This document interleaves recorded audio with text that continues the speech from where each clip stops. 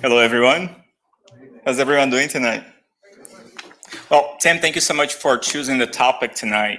So we're going to spending tonight talking about the message that Tim just read for us, right? Burden of Mind. It is funny, right?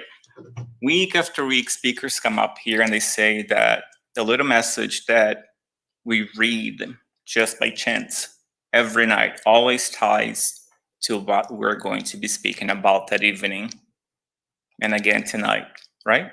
So is it really by chance? There has to be something else behind it, right? But guys, thank you so much for being here. It's always a pleasure having these conversations with you. It gives me a chance to learn as well. Obviously, I'm still learning. So every time that I come here, it's not me teaching you anything. It's just us, everybody learning together. The teachings are not mine. It's just knowledge that I'm studying and we are sharing. We're open to questions. So if at any point you don't understand something or you are curious about exploring a little bit more, just let me know and we'll talk about it, okay? So tonight, our topic is burden of mind. So we're going to be talking about our trials, our challenges, our tribulations, expiations. And looking at this picture, don't we all feel like this sometimes, right?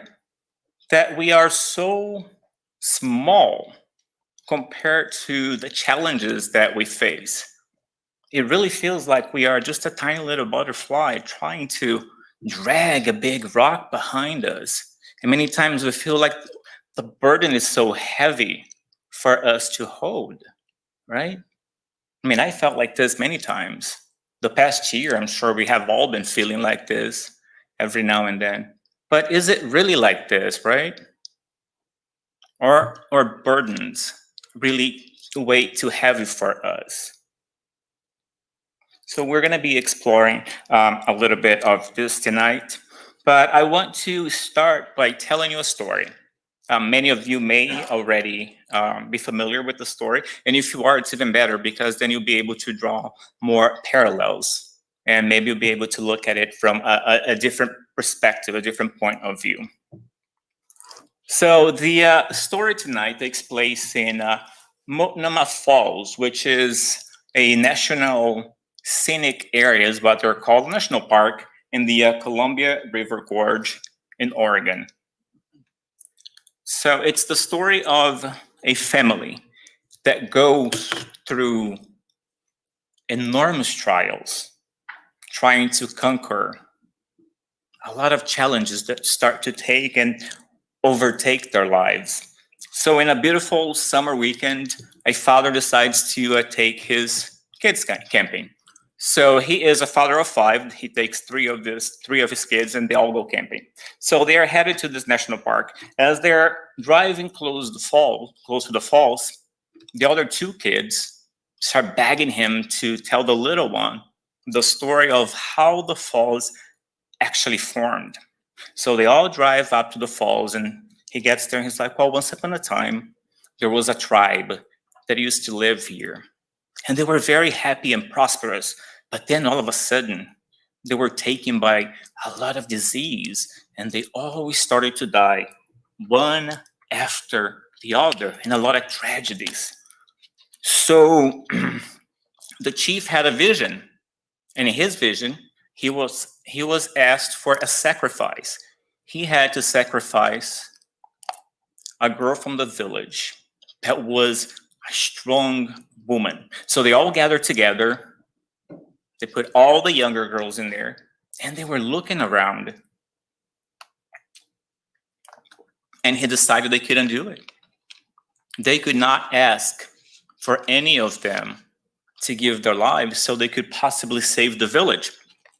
So they decided that everybody was just going to face this challenge on their own, and whatever happened, happened. Well, that night, they all went to bed, and his daughter kept thinking about it. And she just had this feeling that she had to do it. She had to step up, and she had to sacrifice herself in order to save the village. There was a problem. She had fallen in love. And she started to debate, do I really want to do this? I'm in love. I'm going to get married. I'm going to start my life. But that desire to do something for somebody else was so strong in her that she decided that she was going to do it. So she went all the way up the mountain. And she was standing on the edge and looking out. She's like, God, am I doing the right thing? Is this really what I have to do? Do I have to take this burden on me? Give me a sign. And as soon as she thought that, the moon showed up, beautiful and full. So she didn't hesitate, and she jumped. Well, the next day, everybody woke up, and the sick were better, and there was nobody else suffering. But then the chief realized that his daughter was missing. So he knew exactly what had happened. They ran to the bottom of the mountain, and they found her body. So he started crying and blaming God for what had happened, and asking why my daughter? Why me? And then he thought, well, if her death was not in vain, if this trial served the purpose, give me a sign. And the water started to fall down the mountains, and they fall up to today. So he tells the kids the story, and they move on to the camping site. Well, that night, the little girl was really lost in her thoughts. So her dad asked her what was going on. She's like, well, I'm just thinking about the princess. Why did she have to die? Right? She goes, Daddy, am I going to have to jump off a cliff? Is God going to ask me to sacrifice myself to? And he goes, oh, honey, no. You will never have to jump off a cliff. Well, they spend a beautiful weekend. They have a lot of fun. But an hour before they have to leave, the two kids, the older ones, were out on the lake. They were in a canoe. Well, the canoe flips, and the boy gets trapped under it. So the father rushes into the lake. He's able to save the boy, brings him out. He's okay. But then he realizes that the little girl is missing. And they look for her, and they look for her, and they look for her, and they can't find her. Well, later on, they find out that she was kidnapped and she was murdered in a cabin in the woods, not too far from where they were. So this father gets overtaken by pain. It's such a big and heavy burden and heavy trial. And he starts to blame God. Why? Why did this happen? Why me? Why my daughter? Why didn't you protect her? Don't you love her? So he gets thrown into this dark pit filled with pain, and the older daughter starts to blame herself for what happened. So this entire family is overtaken by this heavy burden and heavy trial. And they are all trying to make sense of it and understand and move on with their lives. But now missing her, feeling like she was taken from them. Well, one weekend, the wife decides that she's going to take the kids away. They were really not doing very well, and the father stayed behind. So he's checking his mailbox, and he finds a letter. And the letter says, "Come to the cabin, Papa." Well, Papa was what his wife used to call God. So there's no stamps, there's nothing on the letter, just an envelope and a paper inside. Come to the cabin. So he knew what cabin it was. It was the cabin where they found the bloodstains from his baby daughter. So he immediately thought that was the serial killer, the guy who had taken his daughter. But they never found the body, right? They do. Left by them. They do. Well, we'll get there. I know. I mean, once she first. Oh no, they never. All they found was her dress and then blood stains, and they knew it was her. But no, yes, that's right. At that point, they hadn't found the body. So he decides that he is gonna go and he's gonna face this guy. So he drives up to the mountain. Well, this happened over the summer. Now it's the winter time. Everything is covered in snow. It's awful. He gets to the cabin, walks in, There's nobody there, just the bitter cold. And he could still see the blood stains on the floor. So he's overtaken by anger and he starts to scream and break everything. And once again, he blames God for it. And he decides that was foolishness. So he is storming back to the car and he runs into a guy. And he looks at the guy and he goes, that's him. That's the serial killer. And he goes to confront him. But as soon as he approaches him, he doesn't feel like that's an evil person or a monster. He is confused by what he's feeling. So the person looks at him and says, well, let's go back to the cabin. There's somebody there who wants to speak to you. And he's like, no, I just came from the cabin. There's nobody there. And the guy goes, well, follow me. So they start walking back, but now it's different. So the same trail that he just took that was covered in snow and dead branches now is paved with flowers and green trees and birds singing. And he's confused by all that beauty. How could this be possible? Right? And he keeps walking. They get to the cabin. And it's not that old, dilapidated shack anymore. It's a beautiful place with a warm kitchen. He walks in and there are 2 more people in there. So they all greet him and tell him, thank you for accepting our invitation and coming to meet us. And they finally introduce themselves. It was God, Jesus that he had already met, and then somebody that goes by the name of Sarayu, which, if I'm not mistaken, means the breath of life. So the Holy Ghost, the Spirit, right?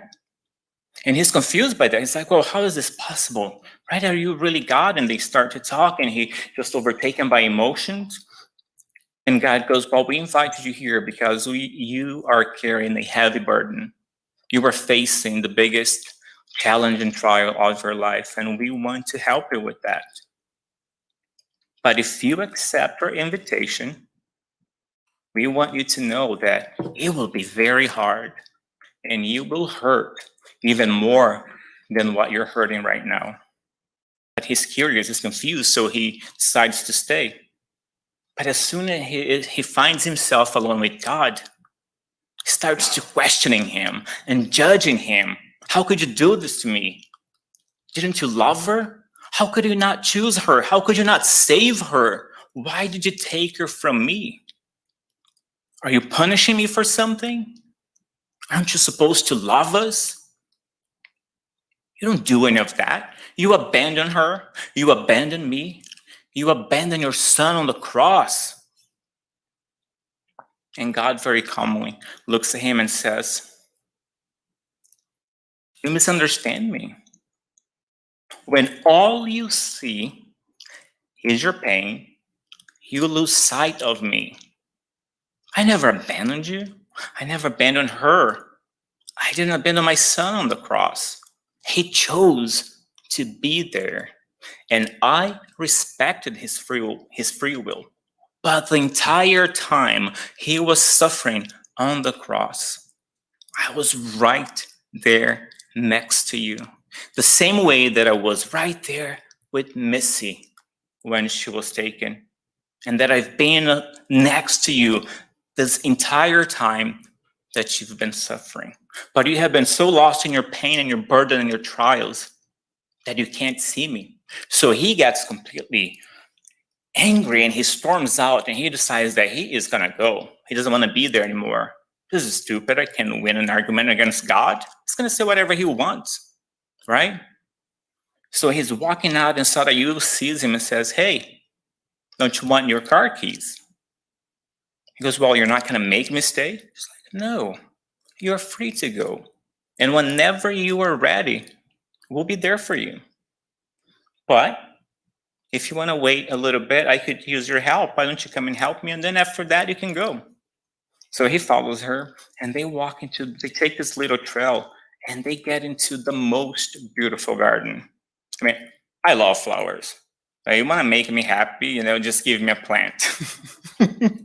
So I was just overtaken by how beautiful this place was, and right? It just all kinds of flowers and everything is so beautiful. And even him, like this rugged guy. He's lying in the middle of all these flowers in this garden, and he just cannot soak in all that beauty. And then he's telling her how beautiful it is, and she's agreeing with you, and all of a sudden, Sarayu gets some machete and whack, starts cutting everything down. And he's like, what are you doing? What are you doing? You're destroying everything. She's like, no, that's what you see. But in order for something to be transformed, in order for life to continue, sometimes we have to cut down what's already here. We have to turn the soil so more life can come out of it, right? So, and she goes, it's a beautiful chaos. And then they start to pull everything. And then he reached for a plant, and she goes, no, not that one. That one is poison. It's like, well, if this is poison, why is it here? All right, let's take it out of here. It's like, well, but that's just what you see. It's not because it's poison that it's bad. It's not because it's a pain or it hurts that it's bad.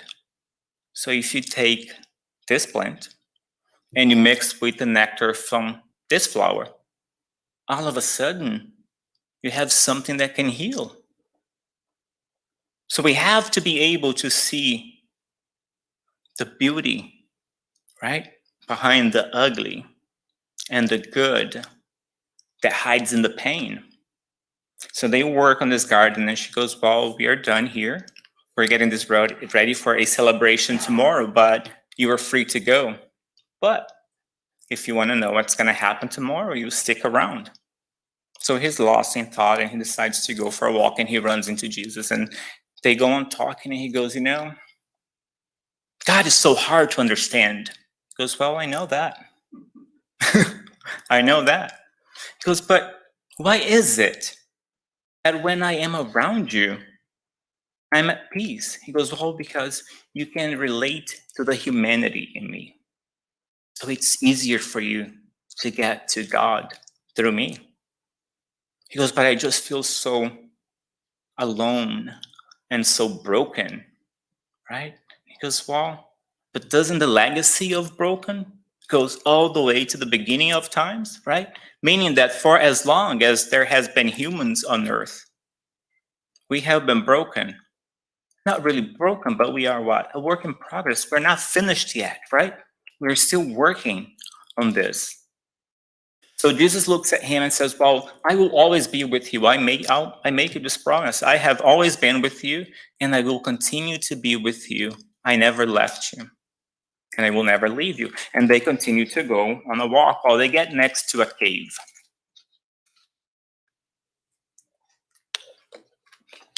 And he goes, well, I need you to go in there and meet somebody else, but I'm not going to go with you. Because you just told me you're never going to leave me. He's like, I'm not leaving you. But there are things that you have to do on your own. And when you're finished, I'll be right here waiting for you. But I can't do this for you. This is your pain, right? It is your burden. It's like the message that Tim read right in the beginning. Your suffering is yours alone, and we have to work on that ourselves. So he goes into this cave, and there's a woman in there, a different woman. And he walks in. She's like, welcome to Judgment Day. He goes, I knew it. I knew that all of this was a setup. I knew that you were all here to judge me, to punish me. She's like, who says that we are judging you? You are the one that has been judging everybody, everyone, and God. We're not here to judge you. You are the judge. You will be making the judgment and making the decisions. It's not us, it's you. And they talk. She brings the two kids that he had with him at campsite. And he goes, well, you have your two kids in here, so look at them. Your son has been lying to you. He's been snaking around you, not telling you the truth. Your daughter looks at you like she doesn't even love you. You don't even know what's going on with her. You can't relate to her. So Now do what you do best. Judge them. Look at them and judge them for their actions, for what they have done and the choices they have made. And you are going to choose one of them to live for all eternity. But you're going to punish the other one. And you're going to condemn the other one for all eternity. It is your decision. You are the judge. The judge. Choose. It's like, I can do that. I can choose one of my kids to suffer and one to live. But you are the judge. You know everything. You've been judging God and everybody all this time. So choose. It's like, I can't do it. I can't do it. She's like, but you have to. You have to. I'm telling you, you have to. Right? He's like, no, I can't do it. Take me. Take me instead and leave my kids alone. Take me. She stops. She looks at him and she goes, now you're beginning to understand God. Right?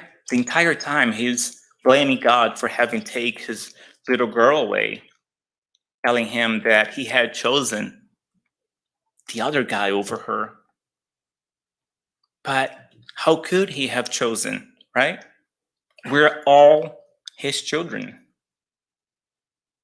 He can't choose one over the other, right? So God doesn't put the pain in our lives. We make that choice through our free will. What he does is help us work through them.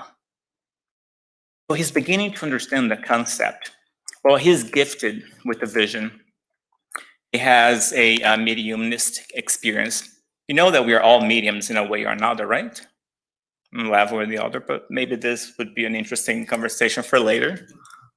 But she takes him to the waterfall, and he's able to look over lookout. And he sees his little girl happy, alive. She was shining, the biggest smile. She was playing with other kids, animals, in this beautiful place. And he's overtaken with gratitude. And it's almost like she can see him. Well, she couldn't really see him, but she felt that he was there, right? And that brought him a lot of comfort. And he stuck around. They went back to the cabin. And he continues to deal with his pains. And as they are meeting and having their conversations, they are learning. So towards the end of the weekend, he goes on a walk with God. This time it's just him and God. But God now is presenting himself. Before he was presenting himself as a woman, now he's presenting himself as a warrior, an Indian, a guide, a shaman. And he goes, why are you showing yourself like this? He goes, well, because now you need a father, you need a strong figure with you. So God's telling him, I show myself to you, I reveal myself to you based on what you need of me, right? And this is what God does for all of us. So they go on this walk and they get to another cave. They walk in and he is surprised. His little girl is there. So they find her body. And God is helping him to prepare the body, and he is overtaken by pain, but now he's angry, and all that anger comes back out again, right? And he starts blaming God again, and he's crying, and he can't control himself, and he keeps saying that the other guy has to die, that he is going to kill them. Where is this person? I'm going to kill him.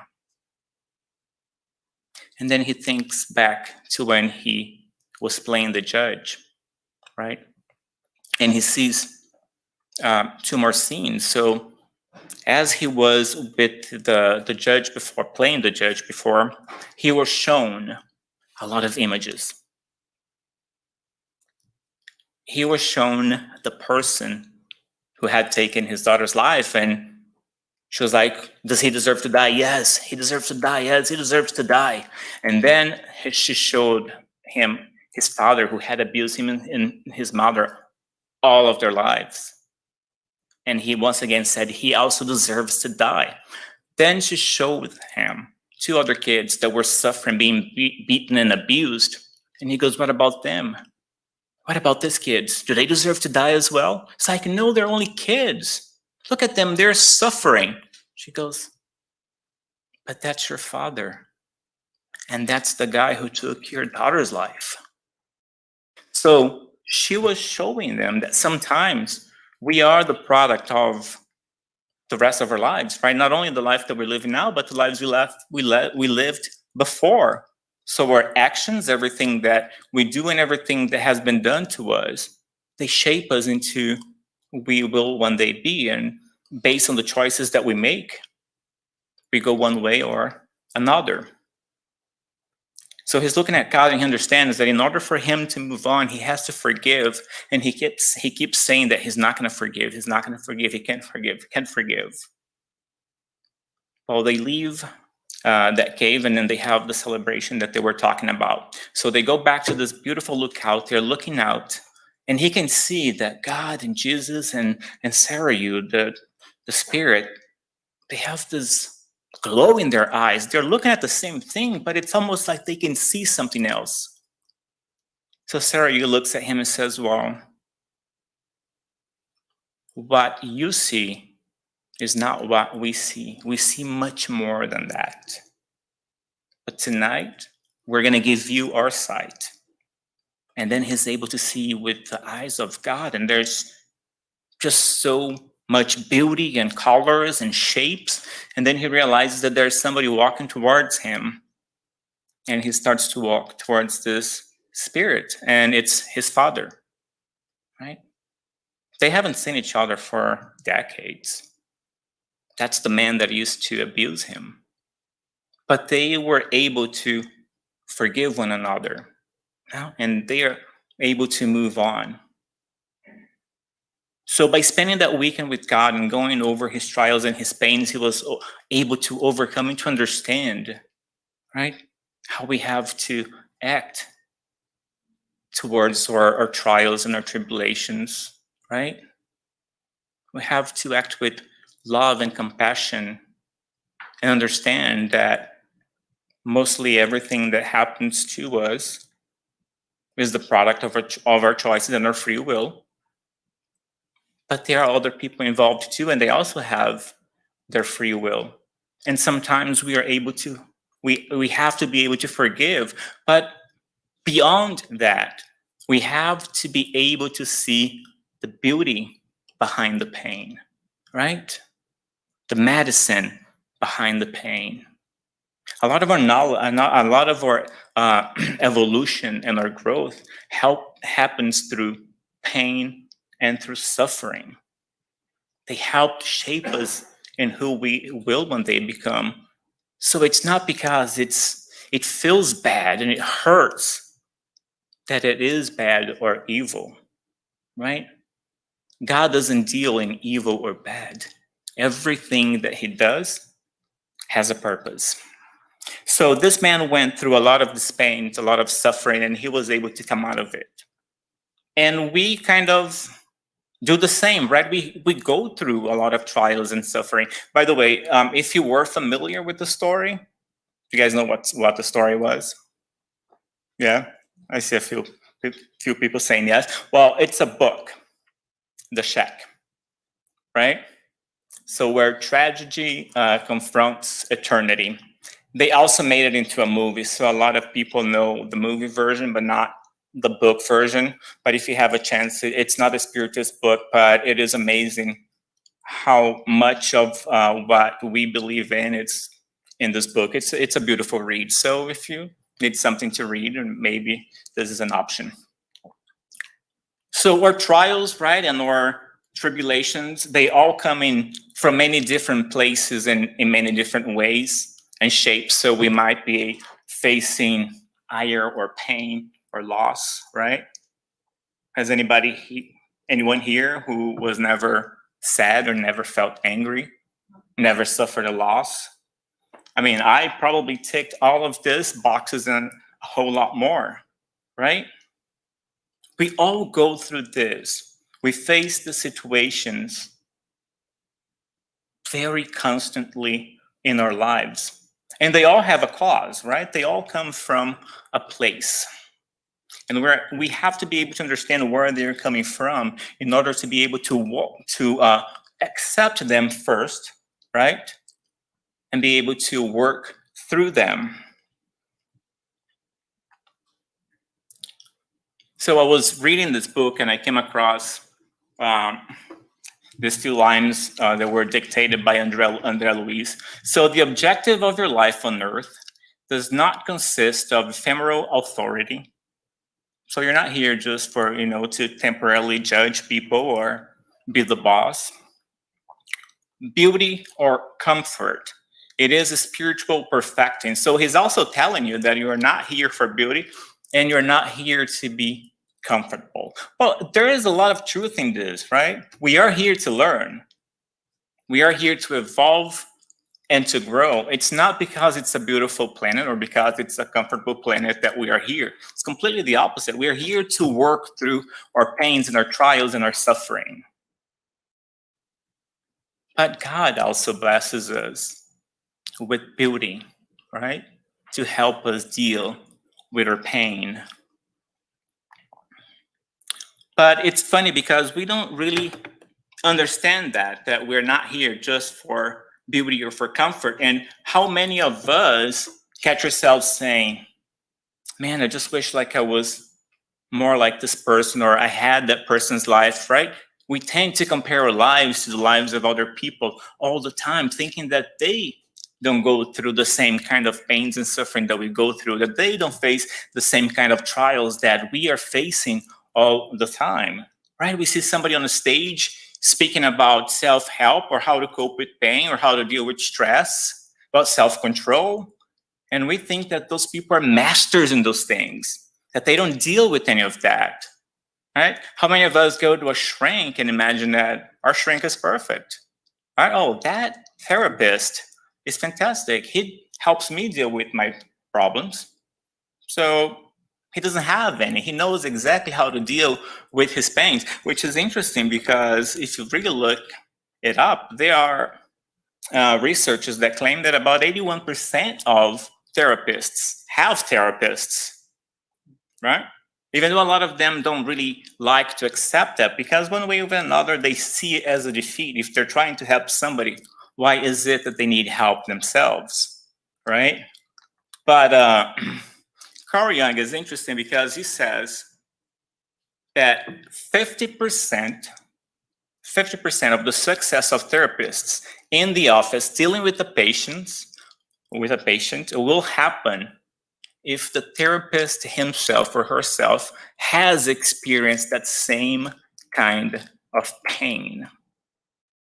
When that person has lived through that pain or through that loss or through that suffering, is able to help the other person a lot more. And which I think that ties exactly to this, right? In all chaos, there is a cosmos. In all disorder, a secret order. So even if we don't see things happening in harmony and all we see is chaos, there is an order to everything that is happening, right? And I think that that is very beautiful. And the fact that when a therapist deals in pain, something that he has suffered, and he's trying to help somebody else to go through that is known as the wounded healer, meaning that you are able to heal better that which you have experienced. And that's why we see a lot of people, right, talking about self-control and help and how to overcome traumas. And if you really look behind them and really look into their stories, many of them will have gone through exactly what they're trying to teach you.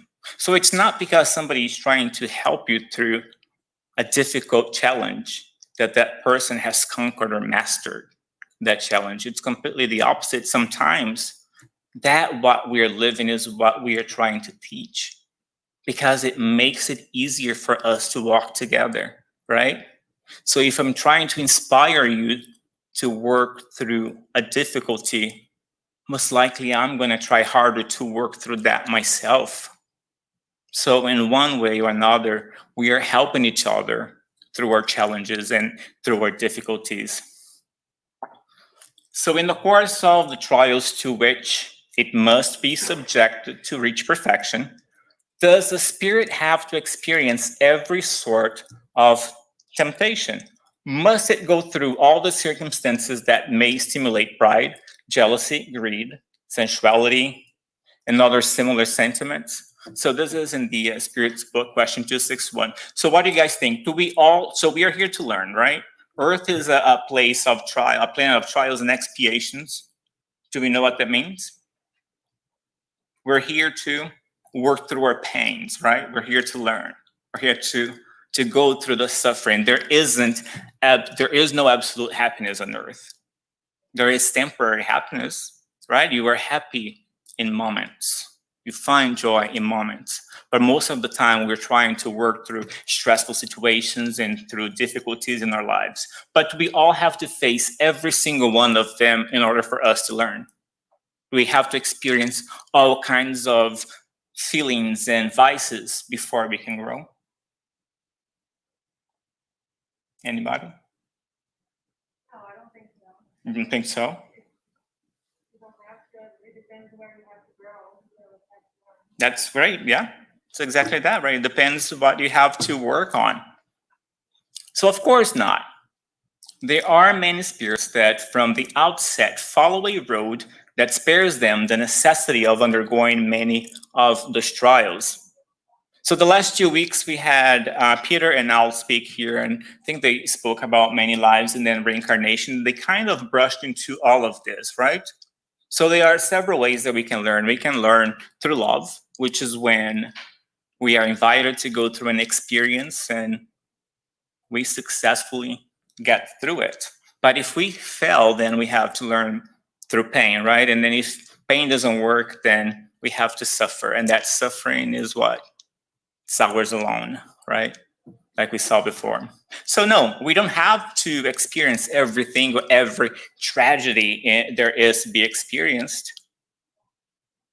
We might choose to learn a lot of those without having to suffer through them. Now, we are always talking about trials and suffering, or let's change the word suffering for expiation. So is there a difference between a trial and an expiation? Are they the same thing or are they different things?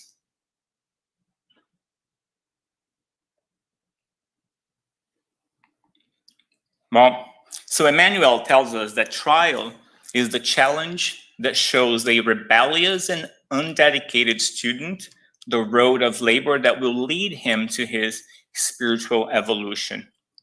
Expiation is the penalty paid for a crime not yet atoned. So expiation is something a lot more painful for us to go through, right? We can go through trials all the time. We go to trials on a daily basis. Every time that you're tempted to lie, right? If somebody gives you a little bit more money than what you should have received and you want to pocket that. So trivial things, those are all daily trials that we go through. And then we have other trials that maybe they are a little bit more serious, but then there are the infractions, right? The areas in ourselves that are so dark and that we have failed on them over and over and over again. And it's almost like we refuse to learn. So when we get to that point, we have to expiate them.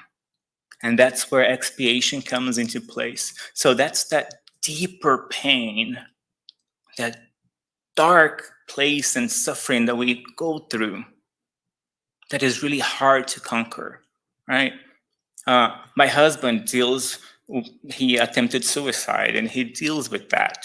So that's an expiation, right? To take your own life, to have that desire to look at the world at a place that it's not deserving of you or you don't deserve to be here. That is something hard to deal with. So it's something that he is expiating. It's his suffering, right?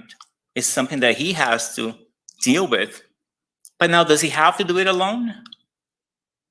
No, right? He doesn't have to do it alone. He needs to work through it. But he does it through God, right? We can do it through Jesus. We can do it through the good spirits, and we can do it through the help of ourselves, of each other, right? So love one another as you love yourself. Help others deal with the deeper pain that is inside of them.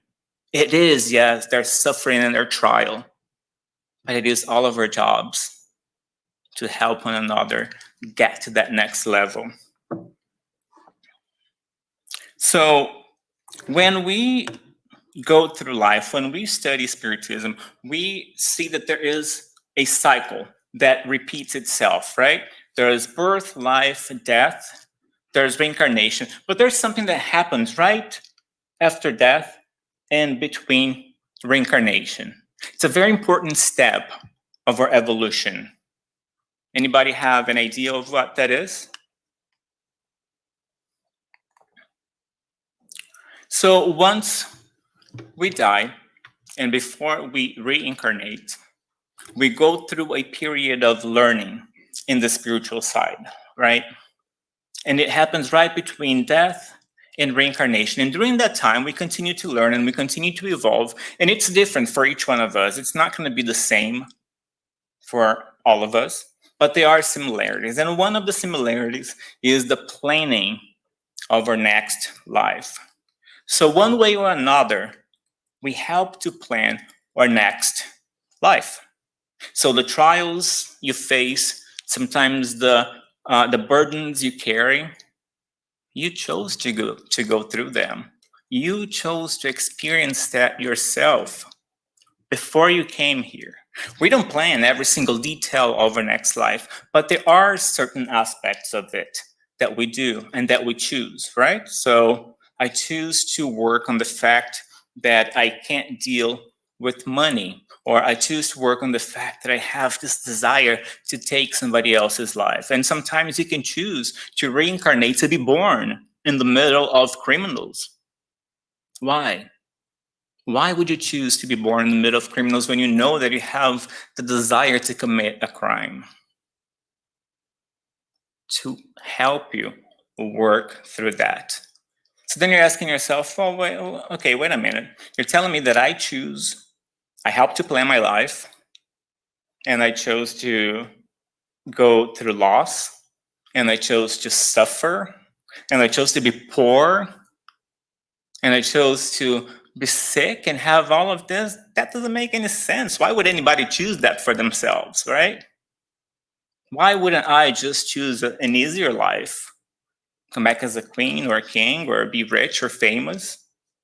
And some spirits do try to choose those things, right? But that just shows that they are not as evolved as other spirits. But there's more to it, and we're going to touch on that in a little bit. So what determines a spirit's choice of trials? It wants to endure. Well, it chooses those which may help amend its faults, and at the same time help the spirit advance more quickly. With these goals in mind, some may impose a life of poverty and deprivation upon themselves. Others may want to strengthen their good resolutions by struggling against the influences of vices. So depending on what we're trying to work on, those are the choices we're going to make. And that's what we're going to try to put in our lives, right? We don't choose every detail of it. You don't choose how it's going to happen. So nothing is predetermined. You have a point A and a point B. I want to go from here and get there. How you get there, that's not planned. If you're going to get there, that's also not certain. So we may spend 1,000 lives trying to keep ourselves away from the urge of doing drugs and not be successful. And we'll just keep on trying until one day we'll conquer that. So is it not natural to choose the least painful trial, which we just spoke about, right? So wouldn't it make sense for me to just choose something that it's going to be easy for me to do? Well, from your point of view, it would seem so, but not from that of the spirit. When it's free from the bonds of material existence, its illusions come to an end and it thinks differently. So imagine if you're walking on a road, right? And there's a mountain at the end of the road. When you're walking the road, all you can see is the mountain at the end. So your point of view is limited, right? But let's say once you are able to climb that mountain, you can see the valley under it. And that would be like crossing from this life into the afterlife. It's almost like now you're on the top of the mountain. You can see things better, you understand better, so you are able to make better decisions. So you choose based on what you know now, right? So once we leave this life, we go to the afterlife. We go over the life we just lived and we see what we did well and not so well. And many times we go back other lives to see the areas that keep repeating themselves over and over. And that's what helps us plan what we want to work on the next time. So if anybody's having money problems here, you probably chose that yourself. Maybe, right? So when a spirit is in possession of his free will, does the choice of his corporeal existence always depend solely on its own volition? Does God sometimes force his existence as atonement? Well, God is patient. He never rushes atonement.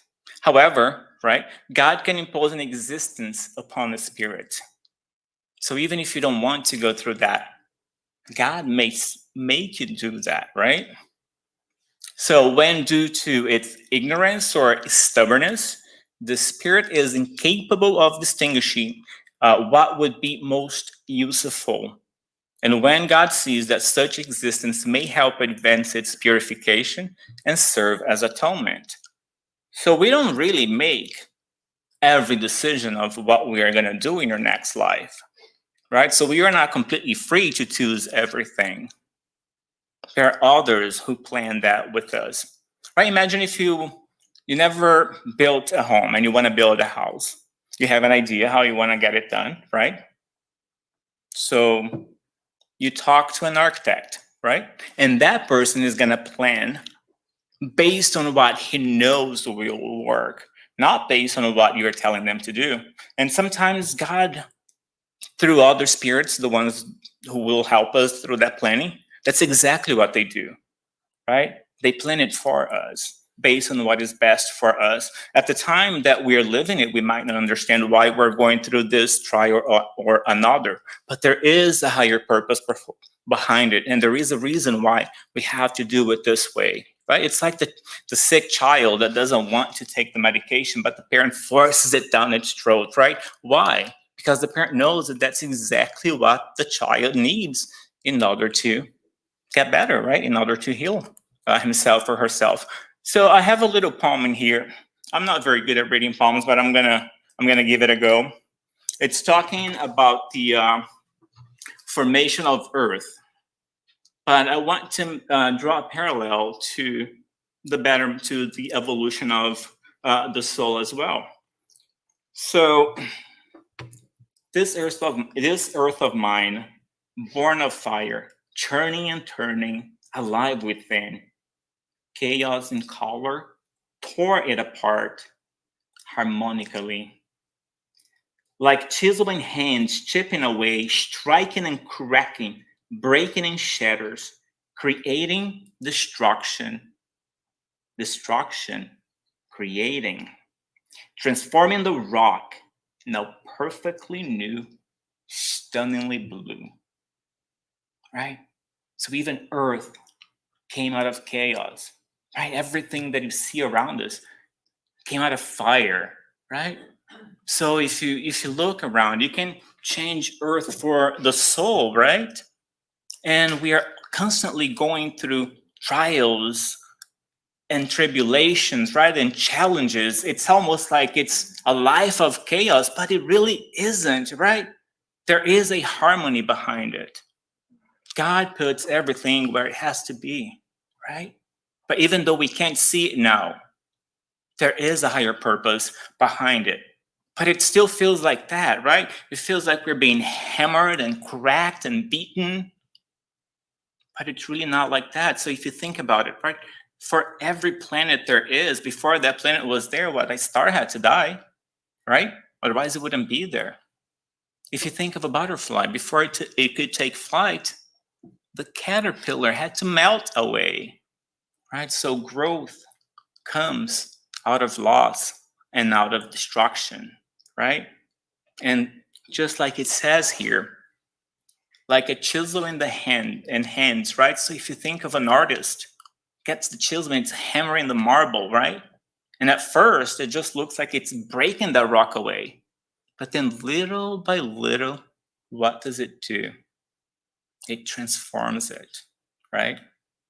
And it's perfect at the end. And when it's perfect at the end, you understand why it had to suffer through all the beatings and the crackings and the shattering. It is the same thing with us. Right? So whenever we look at our trials, whenever we look at our pains and our tribulations, it is important for us to understand the beauty behind it, right? And the purpose that it serves. So we can understand what our final product will be. We're all unfinished, but through the choices that we make, right? One day, we will all be perfect. Guys, it's been an immense pleasure being here. Thank you so much for giving me the chance of speaking to you once more. God bless you.